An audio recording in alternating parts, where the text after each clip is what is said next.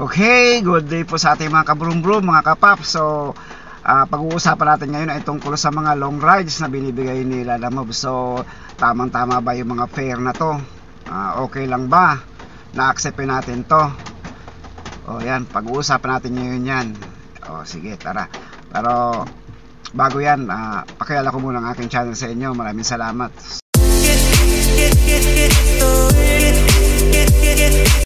So, ayan nga po.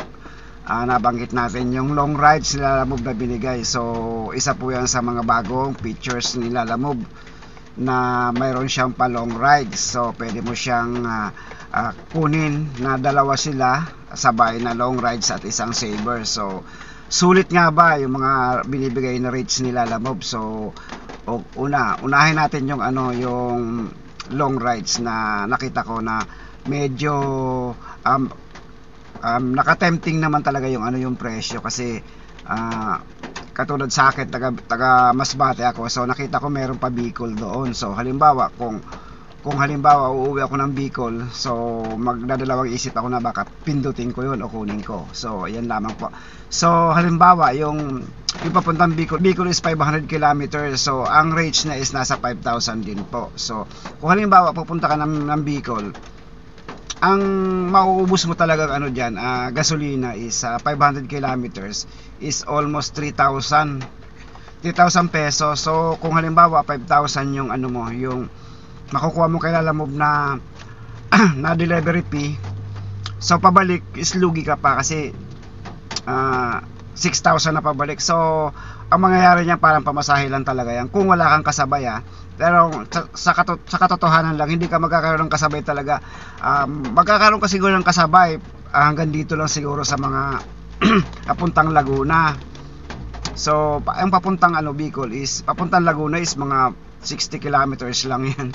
So konti lang yan siguro, mga malaki na dyan yung yung 1,000 siguro, mga more or less 1,000 din yung delivery fee niya papuntang Laguna. So kung halimbawa may isinabay ka papuntang Bicol, so sabihin natin mga 6,000 yung dala mo, so balikan parang panggasolina lang. So kung halimbawa naman uuwi ka tapos wala kang panggasolina, so tamang-tama lamang yun na i-accept mo yung booking papuntang Bicol. So ayan yung analysis natin dyan sa long ride ni Lalamove. So yung saver kasi sa totoo lang is hindi mo rin maasahan yung kukunti lang din. Halimbawa gusto mo mag triple booking, so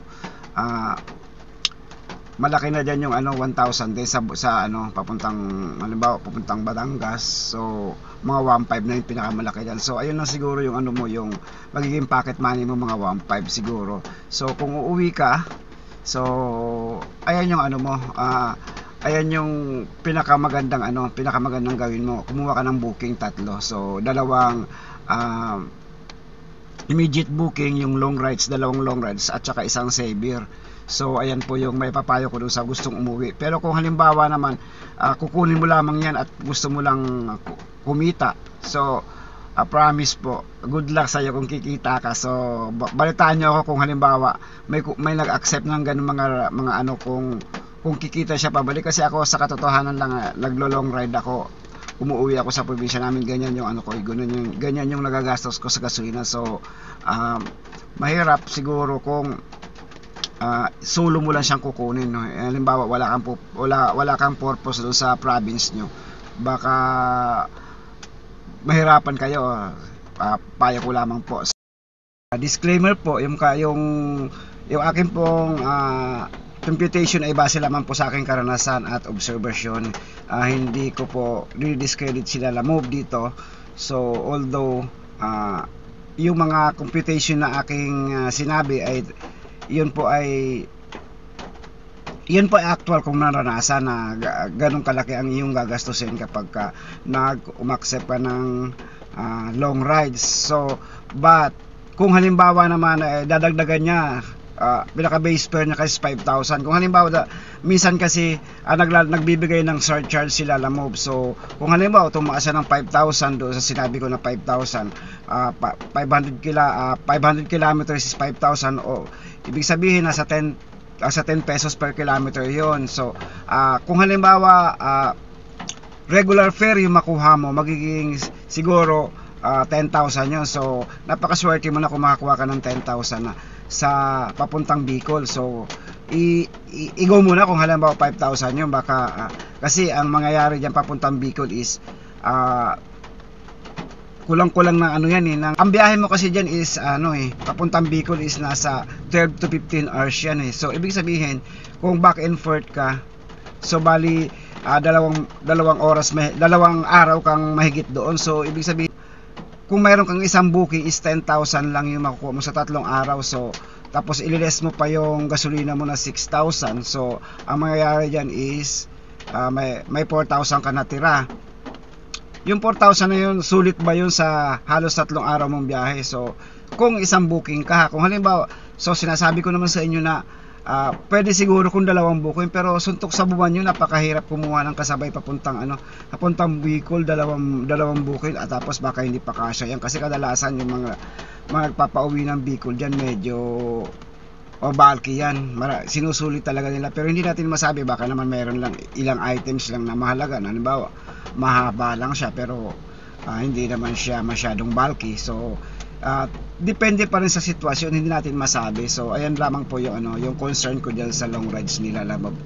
So timbangin po natin bago po tayo kumuha ng long rides nila Lamob kung kikita ba tayo o hindi. Basta yun, nilatag ko lang po yung mga possibilities at mga gastusin natin pagpunta natin doon sa Bicol. Kung halimbawa Bicol po yung destination natin, kasi umuwi pa ako ng Bicol, hindi po talaga kaya yung 2 araw. So hanggang 3 araw ko talaga balikan. So yan po yung yung kwento diyan sa booking na yun ng long rides na binigay nila Lamob. So pasalamat tayo kung meron tayong makuwang ganyan na triple booking tayo pag uwi tayo sa ating probinsya. Yan lamang po, maraming salamat and thank you. And doon po sa mga hindi pa nagsasubscribe, subscribe po tayo. Update ko po kayo kung mayroong bagong kaganapan kay Lamob. Maraming salamat and thank you and broom broom.